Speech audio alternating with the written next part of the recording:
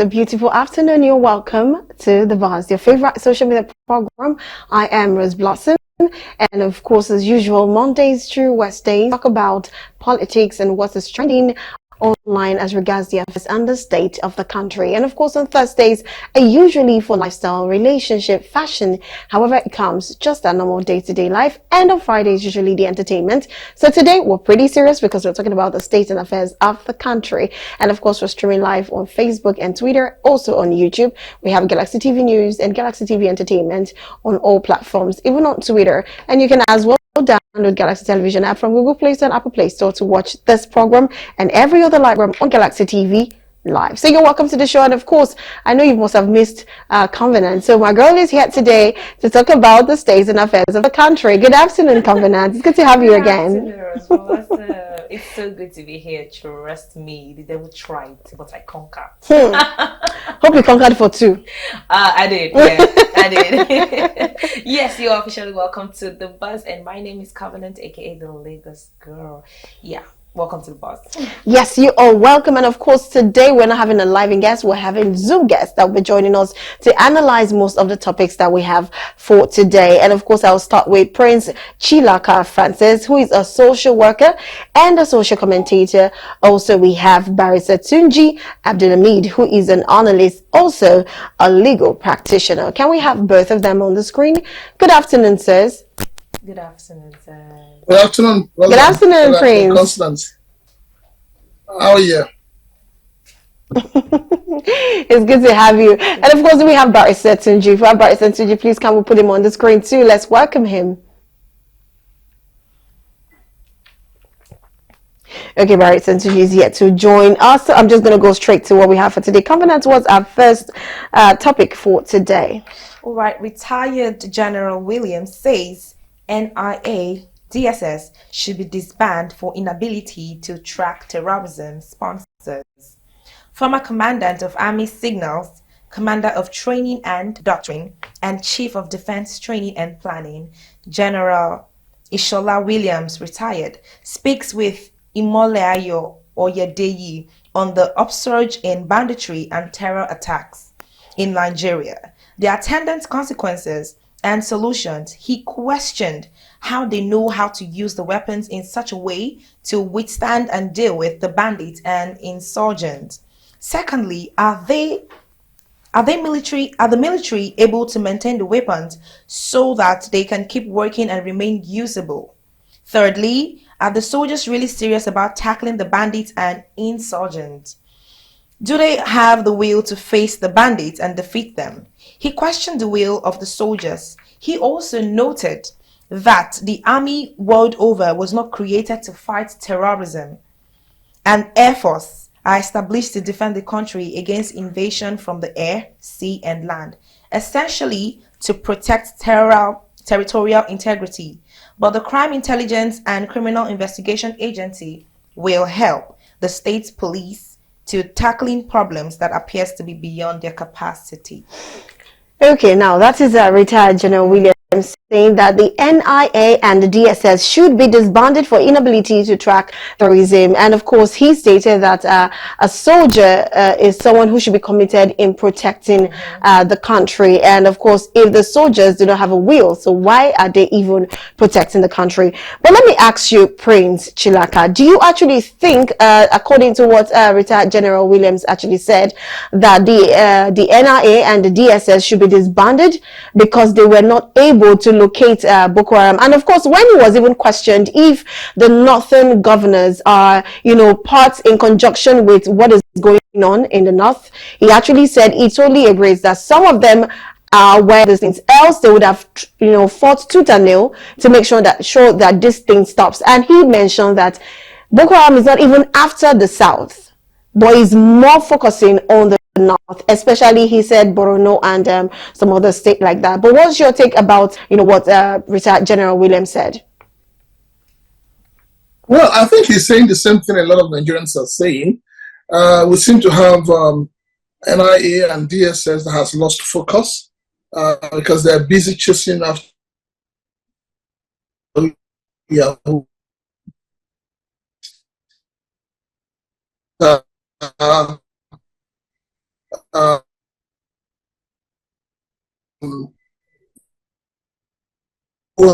have cases with their landlord, you have a disagreement, I think they should be doing more. The DSS can actually track somebody on social media and arrest the person, and yet they cannot track these same bandits or terrorists or whatever you call them that are on TikTok and all of that, giving out money. So something is definitely wrong with the intel gathering. Something is wrong with the efficiency of the DSS and the NIA. I mean, for instance, I know, was it last week or so, there was a video that was trending where some government officials in Kaduna State were holding meeting with these bandits. And the bandits says, oh, now we are ready to give peace a chance. And we are, asking the people that have fled from their villages to come back. And everybody's asking, if such a meeting is holding on, why were the DSS not there to arrest? I mean, what's going on?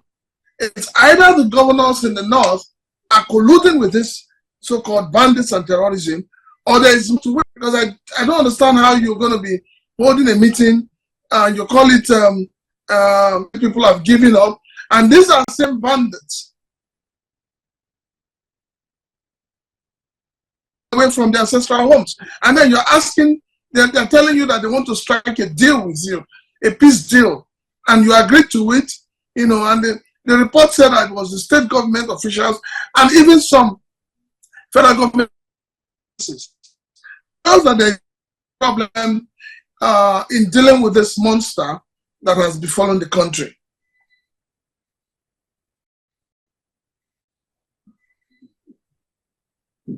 Agree with the disbandment of the NIA and the DSS because they are not able to locate them, or they should probably tax them the more. Obviously, I mean, it's not an issue of taxing, it's an issue of rejigging the system. And I believe that it is high time the federal government looks at the security architecture very well to be sure that they have the right persons in the right places. If you say, well, disbanding them, but we know that DSS and NIA mostly take directives from the presidency. They are there just to protect the first family, but every other thing they are doing seems to be an aberration. It seems to be that they don't know what they're supposed to do. We have a country where nobody understands the role of the army, nobody understands the role of the police, nobody understands the role of the DSS.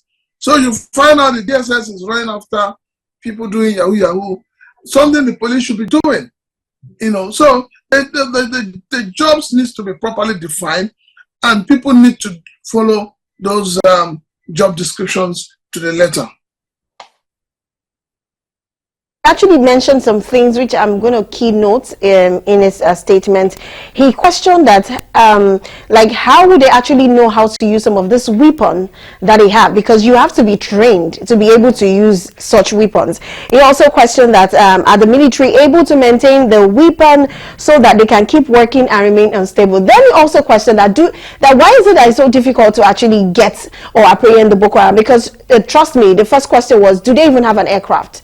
Do they have those things? They do not have them. So why is it that we do not have enough? We have this aircraft. So why are they not even using this aircraft to locate them, to see to them, and all of that? But I do not know. But what's your take about that? Because honestly, if they are on land, we have the air, we have the aircraft. So why are they not using the aircraft to locate this person, just as the way the retired General Willams has said?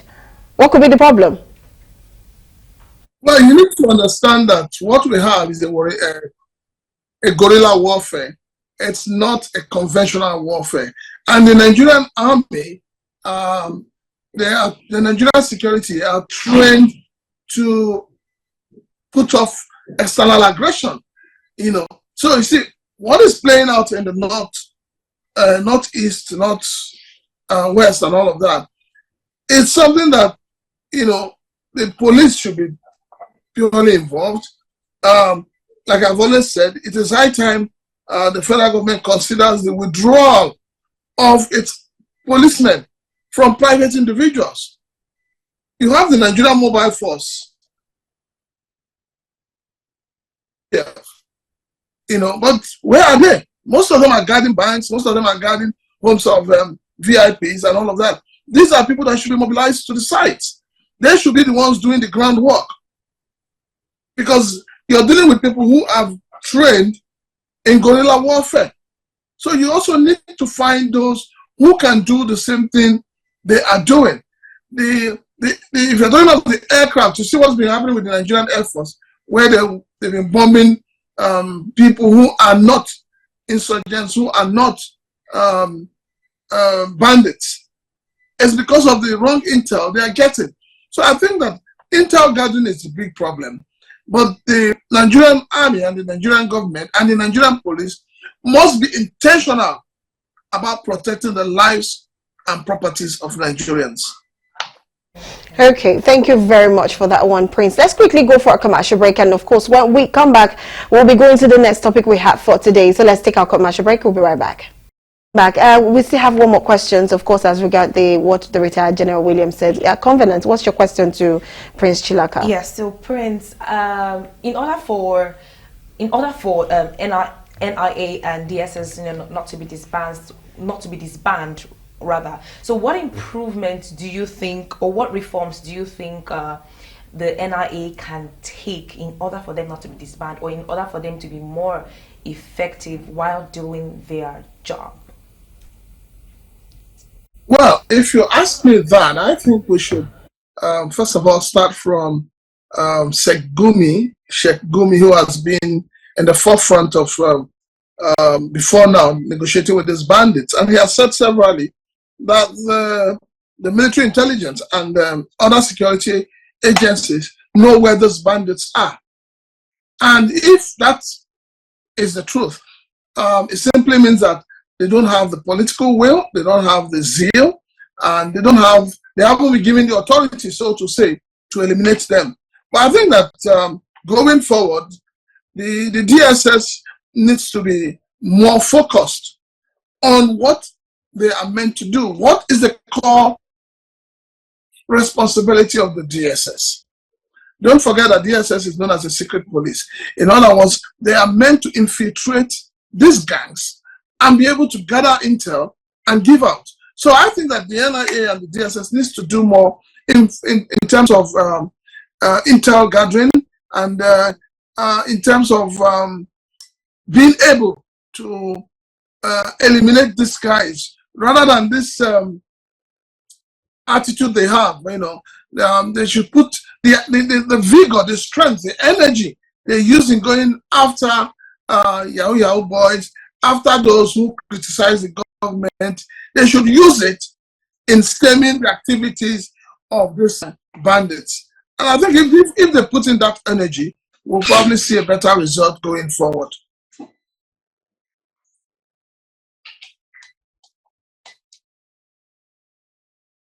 Having more Prince, we can work him in properly. Thank you so much, Bryce Tunji, for joining on the program.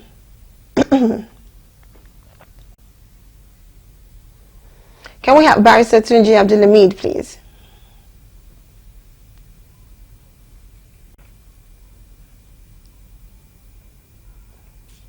Can you hear me? Okay. All right.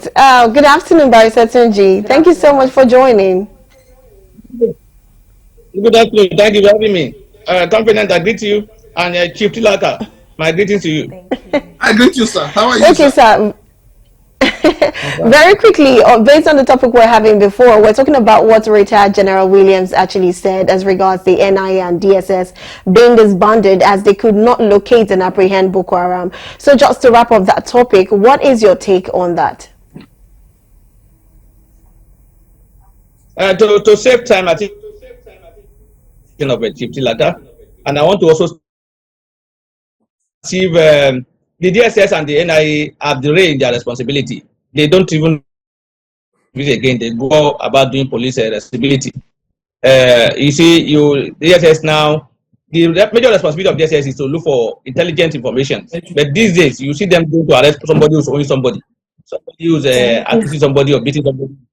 So they've derailed in their responsibility. And you see, this issue of terrorism that we're talking about, inability to arrest them, it's not because even Bello Tuji said it, that they know where they are. That they know where they are. That if they want to arrest him, they know where he is. That they should come and arrest him. And then we've seen members of the prominent members of the community who have held meetings with them. So it's not the saying that we don't know where they are, so saying that we don't know who they are, saying it's because of I want to use the adjective used by Tim Tillaka, I can't remember again. There is a guerrilla warfare. It may not be correct, it may not be the reason why they are not able to apprehend them. They know them, they are having meeting with them. They even turban a Bello 2G sometimes, and there are police around. Where we saw it, the video went round. So for me, it's about lack of a political will to deal with this issue, or probably there's compromise somewhere. For me, it's unfortunate that the system is like this. Until we have a system whereby people will be loyal to the country, and where those in government will have the mind to say, look, we must end this. I think we may not have an end to it. It has become a business as far as I'm concerned for those in government. Those threats. Thank you very much for that one. It's almost the same thing as what Prince actually said. So let's go over to what actually happened yesterday morning, and that was when we got the breaking news that Obasa was impeached. And I said, okay, I thought about it. Let's talk about it today, because there are some controversies, underneath the reason why he would have been impeached. So I'm just going to read briefly. Members of the Lagos State House of Assembly have impeached Speaker Mudashiru Obasa over multiple fraudulent allegations. Obasa was subsequently replaced by his deputy, Lasbat Miranda. Honorable Mojisola Lasbat Miranda of Apapa State Constituency 1 of the Lagos State House of Assembly is now the Speaker of the House, following the impeachment of the former Speaker. And she was until she emerged as the Deputy Speaker of the House.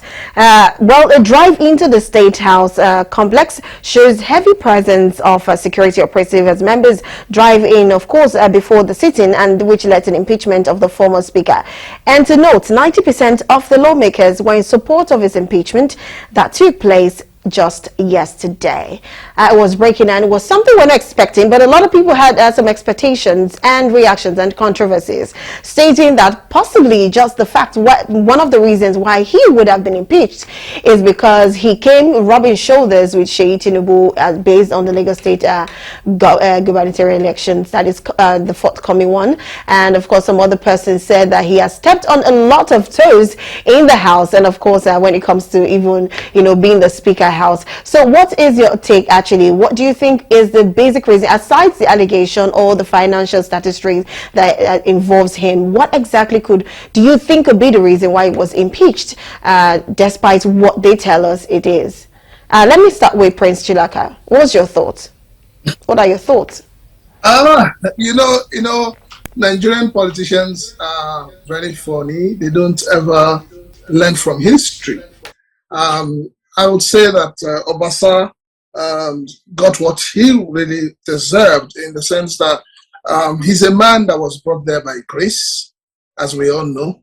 But, I guess he became arrogant. His ego became too big, and his impunity took a better side of him. Yes, I agree that there was a meeting. I think the meeting was held in December, towards the till end of December, between him, the governor, the president, and some party leaders in the state. And he was accused of being disrespectful and arrogant to the present governor, which is Sanwo-Olu. But that aside, we also know that there's a little bit of politics into it. The fact that he has come out to declare that he wants to be governor, and we know how the governorship of Lagos State is handled. It has always been handled by Senator Bala Tinubu before he became president. He has always been in charge. He has always taken that. So I believe that, yes, there's a little bit of, hearsay here and there that it had to do with the forthcoming governorship election. But let me say this. When I say arrogance, he should have learned from Ambody.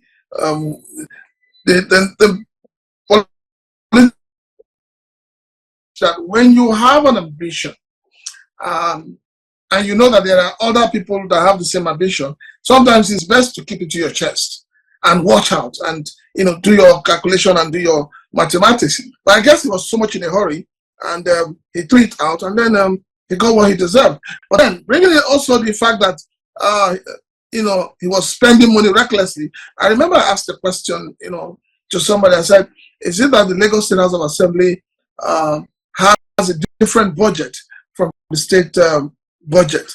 So how is it spending? Is it that he just wakes up from sleep and he signs off checks and it is approved and all of that?" So there must be a procedure for them to be expending funds. If that procedure is not adhered to, then it is nothing but corruption. And if, as they say, he's been accused of corruption and they've proven that he's a corrupt leader, then it is good for him to go. Mr. Tunji, I want to ask for, of course, in reaction to what the hearsays up and down, as regards to why he was impeached. I also want to ask, moving forward, now that he hasn't even been impeached as the House Speaker, do you actually think that it's even possible to run for governorship election in Lagos State in whatever time coming? Do you think it's even possible, this one that he has been impeached, is it even gonna be possible at all? Based on, I feel like if it was still the House Speaker, he could still, be able to run for it, just the way Prince has said. You keep it in your chest, don't say it out until it's time for you to say it. But right now he's been impeached, so that could even deter him from running for the Lagos governorship election. But what's your take? What do you think moving forward, Barrister Tunji?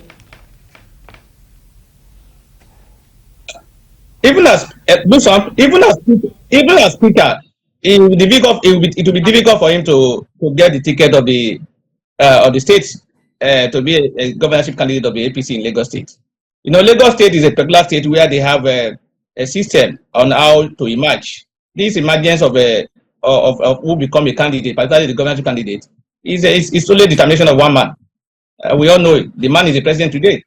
He's the one in charge of Lagos State. He knows who and whoever that he wants to give the ticket to. It will be in him. You cannot on your own think you are that powerful and then you can get that ticket. The structure is under his control. He controls the structure.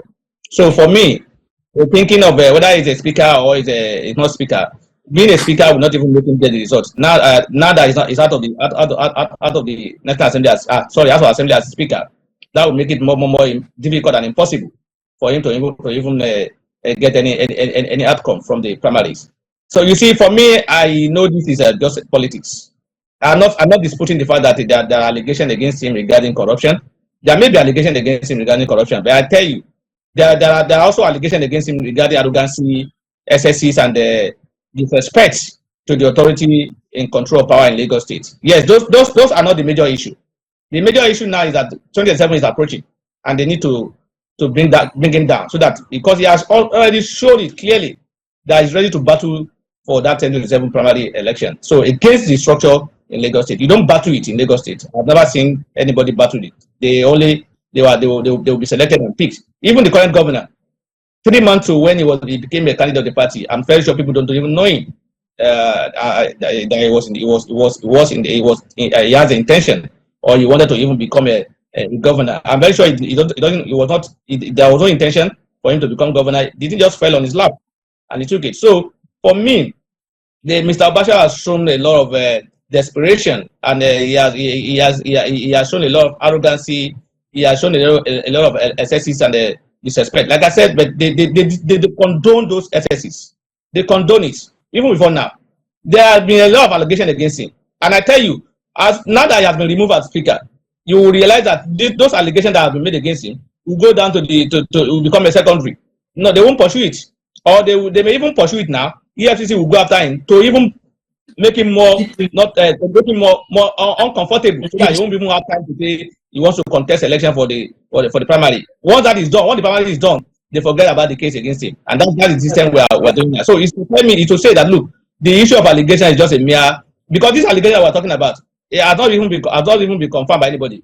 There was no committee set up to verify the issue against him. There was no report of the committee regarding the allegation of the corrupt practices alleged against him. And just like Chief Lata said, was he the only person in the house that does all the approval and all the spendings? How come he got all the money and other members of the house are not part of the corruption? Are you saying is the Alpha and Omega and the authority to sign and approve checks at the House of Assembly? that allegation may be difficult to establish. He may have. I'm not saying it's clean, but like I tell you, that allegation is just a secondary. The primary is that it's politics. It's about 2027 politics. Yeah, but and they're trying to say, look, let's put him where he belongs so that he will know he cannot take it by force. Because the president has said it, and it was even confirmed by was it Wiki or so, that in politics power is not given, you take it.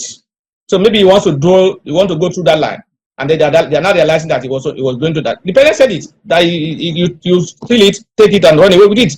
President Mr. Wike recently alluded to that Rivers State governorship ticket that he got was not given to him. That even his winning election was not given to him. He took it. He said it openly. It's not my own saying. So for me, probably they are seeing that phrase in him, saying that if care is not taken, this man will go ahead and take it and steal it and run away with it. So they are trying to say, let's take him, let's put him where he belongs. For me, the speaker was intelligent. He was not desperate about it. It shows a lot of desperation. And that was you see what happened. Okay, apologies, Barrister. I have to cut you because we have a commercial break. We have to take. But right after the commercial break, we'll be coming back to you to still, of course, hear your analysis and your opinion about this matter. So let's go for a commercial break very quickly. I'll be right back to the studio, of course, to continue listening to what Barrister Tunji has to tell us. We'll be right back. Stay with us. Welcome back. You're still watching Women's You're still watching favorite social media program, The Buzz, Women's Corner. No way. This is The Buzz. Of course, yes, we're actually talking to Barrister Tunji Abdulhamid as regards to Obasa impeachment. Can we have Barrister Tunji, please? Barrister Tunji, you can continue from where you stopped because it really interests me. And of course, we're actually having a laugh about what you said, where you said that probably they are scared because as to how stubborn he is, or he could actually, go head to head with them just to make sure he runs for the governorship election. Barrister Tunji, please continue. We're listening. So you see, because if you look at Lagos State history, how people emerge, it will be very, very, very what's it called? They have to be suspicious of what it's doing, because people have not been bold enough in this state to say, look, I must on my own, with or without any endorsement from the Baba Sope, I must go ahead to contest. He's becoming independent. He's showing as if I don't care. I don't believe that anybody will make me governor. I can make myself governor. And in Lagos State, being that independent in terms of taking decision regarding political decision, you are challenging the authority. And because we have the leaders of the party in Lagos State, the president of the country, Bola Ahmed Tinubu, and we have what we call GAC, Governors Advisory Council. They determine who becomes who in conjunction with the president. Who is not the president? Who's not the president? The leader of the party. So if you are trying to do that on your own, disrespecting everybody, they'll be afraid. Maybe probably this man has something that would know something that we don't know, or he's doing something that we don't know. So in order to cut that particular plot and to reduce that by power, that the influence that is weighing, they have to do that for him. But I know it's a matter of time. I knew that this will happen. I know it was a matter of time. He has not been too respectful to particularly to the governor. But I know that governor alone, with due respect to the governor of Lagos State, there is no way this impeachment can happen without the knowledge and approval of the president, who is the leader of the party in the Lagos State. If anybody should do that, if that impeachment happen without the consent and approval of the president, it shows that the power of the president in Lagos State has been reduced or is being undermined. That is the way I see it. So for me, I know it was he stepped on toes, and then that is the result of it.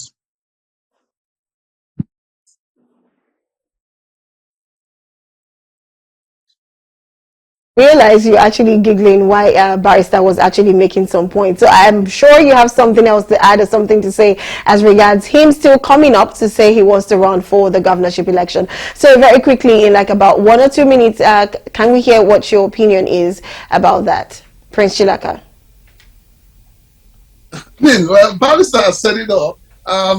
We all know that Lagos State is one state that is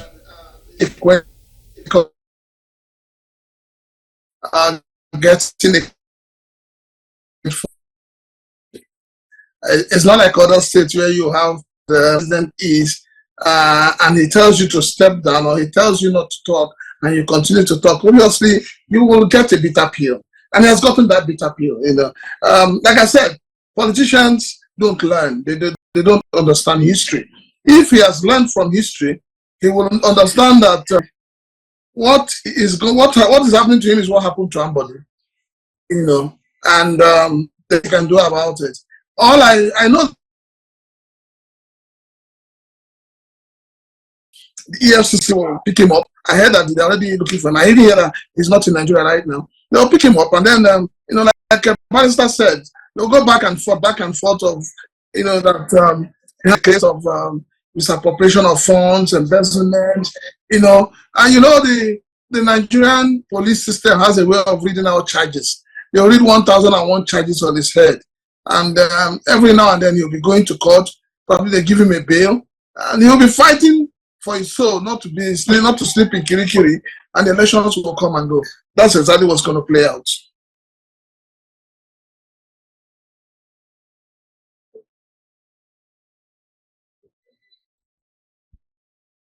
Would actually come out to run for governorship, as stated, while he was still the Speaker House of Rep. Anyways, let's move on to, okay, we cannot take any topic right now, but I want us to just have a reaction to a trending video, and this one was Lagos State Commissioner for Tourism, Toke Benson, who got into a scuffle with a man recording her. And a lot of people reaction is that, why is it that our leaders, male or female, always easily get power drunk once they get to that position of leadership? Let's watch this video, and of course we'll have a quick reaction to the video, and we'll wrap up the show. Stay with us. All right, welcome back. Yes, that's a pretty long video. Hopefully we'll play the rest of the video tomorrow to get our live in studio reactions. But first, this obviously is being power drunk. Nobody needs to be told, because I do not know why you're in a public space and you expect people to just leave because you will be recorded. Fine, it could be an intrusion of privacy, but I do not know. Tuji, what is your take about this? Of course, you definitely know what the law states. Is this right? And is it actually wrong to record someone? Because I don't think she's doing anything wrong that she's being recorded. I think it's just doing her normal usual, and she's being recorded, possibly just to say that, okay, I saw someone like this at this particular spot. But what's your take about this whole scenario, Barrister Tunji? Very quickly, in about 2 minutes, please. What happened before the recording happened? But you see, it's not even about the recording now. It's about what brought about the recording. You see, we have this attitude in this country. Not only the politicians, not only politicians, not only people in power. Once you have money, and then you see yourself as above every other person, and then you see other person as non-human being, non-existent human being. So we have that character. In fact, it's a friend or a brother that you are sleeping on the same bed. As soon as you get more money than you, or you get you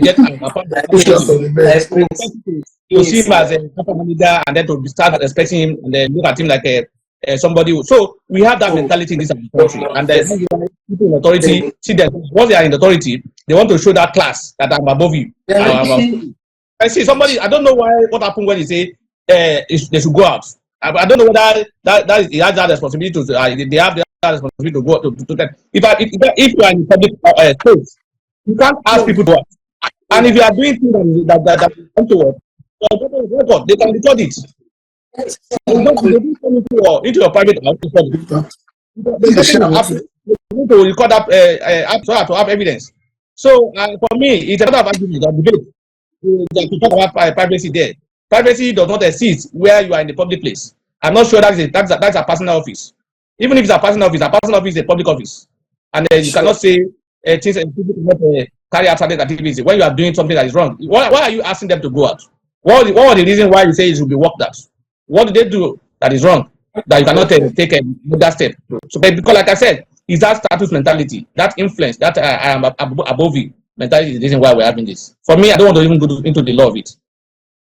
No. I don't want to go to the legality. Okay, thank you very much. All right, so Shaka, very quickly, so we can wrap up the program. What is your take about the whole thing? First and foremost, we need to understand what leadership is. Leadership is about service to the people. Leadership is about humility. Leadership is about empathy. Unfortunately, in Nigeria, we don't have leaders. What we have are rulers. They see it as a master-slave relationship. So the moment you become a politician, you have an appointment, they give you policeman with an arm, you feel that you're on top of the world. You can talk to anybody the way you want. And that is why you only find our political class, especially the political class, you find them being humble during and before the elections. Immediately after the elections, they become tigers. They become something else, you know. So it's a terrible thing because, you know, they say power corrupts. Absolute power corrupts, absolutely. And that's the problem we're having in this country. A lot of those we look up to as leaders are just, they're just there to showcase themselves. They don't even have anything to offer. And it's a normal Nigerian thing to say, take this person out of here because you have an armed man, a police officer by your side. If there's no police officer there, she wouldn't say that. And that's the truth. If that video was to project her image that she's doing the right thing, she would not object to it. She would even ask you to come and video her in the toilet. That's how our politicians are. But now she knows that this video is going to expose the hidden side of her, the arrogance in her, the wickedness in her. That is why she's objecting to it. So for me, I really don't know why people are taking it to heart, but the truth of the matter is that we are still lacking of leaders in this country. We simply have rulers who do not understand what leadership is all about. All right, Okay. Thank you so much, Prince Chilaka, and thank you so much, Barrister Tunji, for your 2 cents, for analyzing. Thank you so much. Thank you so much. To have you on the show. Oh wow, we've come to the end of the Buzz, your favorite social media program. We will definitely see you tomorrow, same time, same host, same co-host, definitely same time, and we will also be talking about the state and affairs of the country. And my name remains Covenant, aka the Lagos Girl, and like I always say, keep living, keep learning, and keep loving. Mind your business today. All right, that's the end of the program for today. I would like to say my thank you also to Prince Chilaka Francis for joining.